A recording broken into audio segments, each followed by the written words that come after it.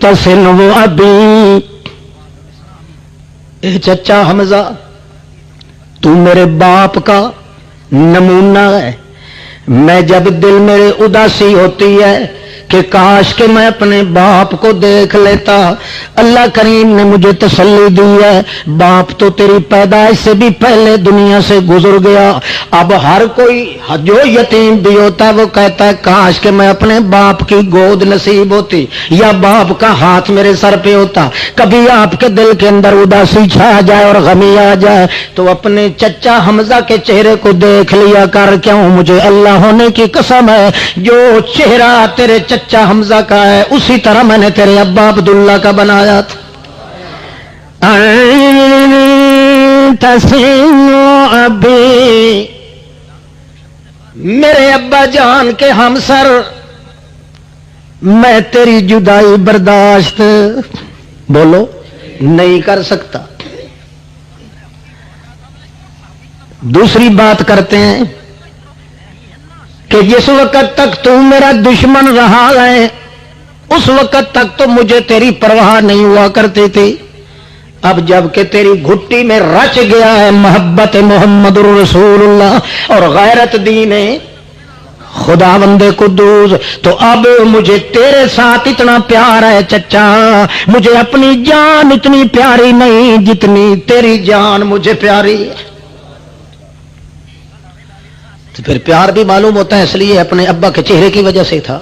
وہی چہرہ تو حمزہ کا تھا جو چہرہ حضرت عبداللہ کا تھا. سارا کچھ سننے کے باوجود کہتا یا رسول اللہ آپ کی باتیں تو میں نے سن لی ہیں مگر آپ کی تعلیم کو جھٹلانے والے یہ موجود ہیں. جنگ ہو رہی ہے، اللہ کے دین کے دشمن، یہ جنگ ہو رہی ہے. میری غیرت برداشت، اس لیے میں اجازت چاہتا ہوں، میں چاہتا ہوں کہ آپ کے جیتے جی آپ کی موجودگی میں میں اللہ کے دین کی غیرت کے راستے پہ جا کے لڑوں. لڑتا لڑتا میں شہید ہو جاؤں تاکہ میرے دل کا گواہ میرا اللہ ہو جائے، میری پیٹھ کو دیکھ کے میرا گواہ رسول اللہ ہو جائے. اس لیے آپ کی محبت کو پیروں اور فقیروں کی محبت پہ قربان کرنے والے یہ سامنے موجود ہیں. ٹھیک ہے مجاہد لوگ لڑ تو رہے ہیں مگر میرا حوصلہ ابھی تک پورا نہیں ہو پایا. میں چاہتا ہوں دوسرے سارے ہٹ جائیں اور میں اکیلا لڑوں جا کے تیرے اور تیرے اللہ کے دشمنوں کے ساتھ، جہاں جتنا جم گھٹا لگا ہوا ہو محمد کریم کی محبت کے دشمنوں کا، اللہ کے دین کی غیرت کے دشمنوں کا، وہاں حمزہ وہاں چپ کر کے کھڑا رہے. میری غیرت برداشت. نبی علیہ السلام پھر فرماتے ہیں ٹھہر جا، یہاں ہاتھ رکھ کے دونوں کندھوں پہ کہتے ہیں ذرا میری طرف دیکھ حمزہ چچا. جب آنکھ میں آنکھ ڈالتے ہیں تو حضرت حمزہ کی آنکھ نیچے گر جاتی ہے. نبی کریم اس کا ماتھا چوم لیتے ہیں، کہتے ہیں چچا جی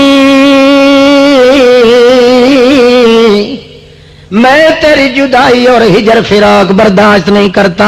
اکیلے جو کھڑے ہیں یہاں میدان جہاد میں ابھی تک تم مجاہد لڑ رہے ہیں، اگر میری اور تیری بھی ضرورت پڑ گئی تو دونوں چلے جائیں گے جہاد میں. ابھی تک تو جہاد شروع ہے، جنگ شروع ہے، گھمسان کی جنگ شروع ہے. تو صبر کر کے مہلن یا حمزہ، ٹھہرا رہے حمزہ، ابھی تک تمہیں جلدی کرنے کی ضرورت نہیں. مگر حضرت حمزہ بے قرار ہے، کبھی آگے چلتا ہے کبھی پیچھے چلتا ہے، کبھی دائیں آتا ہے کبھی بائیں آتا ہے. ہر لحاظ سے آ کے پھر نبی کریم کی طرف بالکل محروم آنکھوں کے نور سے دیکھتا ہے. نبی کریم بھی معلوم کر گیا ہے کہ یہ بیچارہ بالکل بیچارہ ہو چکا ہے، مجبور ہے، لاغر ہو رہا ہے، یہ مست ہو چکا ہے میری محبت میں، اللہ کے دین کی غیرت کے اندر یہ بے بس ہے، بیچارہ ہے. مگر کیا کروں، میرا دل جو نہیں کہتا کہ اپنے چچا حمزہ کو اپنے سے جدا کروں. اس لیے اللہ کے پیغمبر معلوم تو کر چکے ہیں مگر اجازت نہیں دے رہے. آخر کار بہانے تلاش کرتا کرتا اور آ رہا ہے، آ کے کہتا ہے یا رسول اللہ آج 5واں دن تھا بھوک کا، آج کھجوروں کے دانے بانٹے گئے اور میرے حصے میں ایک دانہ آیا ہے. بھوک کتنے دن کی تو حصے میں کتنا آیا ہے؟ ایک دانہ. نبی علیہ السلام نے فرمایا اچھا یار چلو تیرے حصے میں ایک تو آ گیا ہے, میرے حصے میں ایک بھی نہیں آیا, 11واں دن ہے مجھے بھوکے پیٹ رہتے ہو.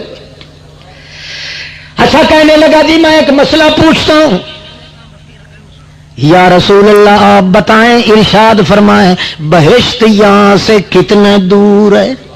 نبی کریم مسکرا کے فرماتے ہیں تحت ظل سیفک, تیری تلوار کے سائے کے نیچے بہشت موجود ہے. یا رسول اللہ بہت نزدیک ہے, ماشاء اللہ ماشاء اللہ. نبی کریم محسوس کرتے ہیں کہ حمزہ کے تیور بدل گئے ہیں, کوئی نہ کچھ کہنا چاہتا ہے کیونکہ اندر سے تو معلوم تھا کہ جس وجہ سے بے قرار کھڑا ہے. اللہ کے پاک پیغمبر فرماتے ہیں کیوں پوچھا ہے تو نے؟ کہنے لگا جی میں نے اس لیے پوچھا ہے کہ پہلے پوچھ لوں کہ جنت کتنے فاصلے پہ ہے. آپ کہتے ہیں تحت ظل سیفک, تیری تلوار کے سائے کے نیچے ہے. اچھا مجھے سمجھ نہیں بھائی آئی بات. یا رسول اللہ آپ یہ فرمائیں یہ دانہ جو میرے حصے میں 5ویں 6ٹھے دن آیا ہے کھجور کا, اگر میں منہ میں ڈال کے کھانا بھی شروع کر دوں اور دوڑ پڑوں, آپ یہ فرمائیں بہشت پہلے آ جائے گی کہ دانہ پہلے ختم ہو جائے گا؟ نبی کریم نے فرمایا سچی بات تو یہ ہے کہ کھجور کا دانہ بھی تم کھا چکے نہیں ہوو گے, بہشت پہلے آ جائے گی. تو اپنے منہ سے وہ دانہ نکال کے کہتا ہے یہ کسی اور مستحق کو دے دینا, میں پوری کی پوری کھجوریں بہشت میں جا کے کھاؤں گا.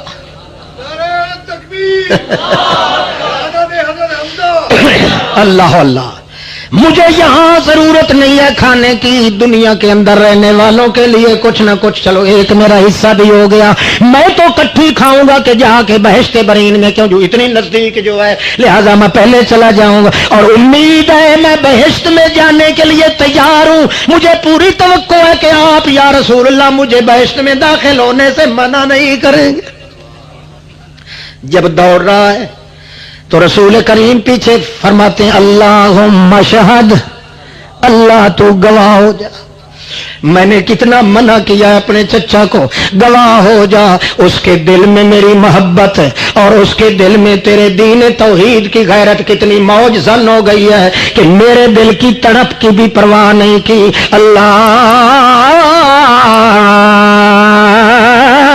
مشہد, اللہ گواہ ہو جا. اللہ کریم کے الفاظ محمد الرسول اللہ کے اللہ کریم کے دربار میں یوں پہنچتے ہیں جس طرح اللہ کریم نے فرمایا تھا شاہد اللہ انہ لا الہ الا ہو والملائکۃ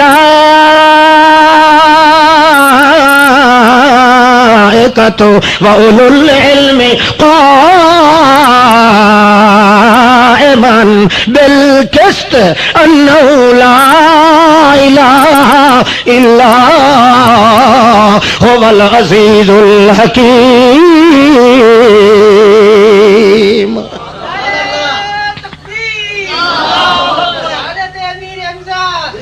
العزیز الحکیم, عزیز بھی وہی اور حکیم بھی, سب سے زیادہ اونچی طاقت والا بھی وہی ہے, اور علم کی گہرائیوں کے اندر علم دینے والا بھی وہی ہے. اور سب سے پہلے گواہی کس نے دی ہے؟ لا الہ, شاہد اللہ, اللہ نے گواہی دی, پھر فرشتوں نے دی, پھر تمام انبیاء العلم نے دی. میں حمزہ کیوں نہ دوں؟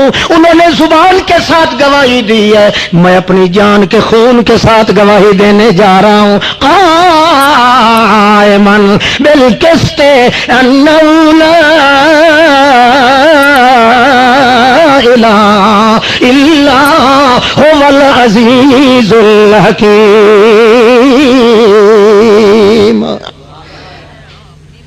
دوڑ پڑے.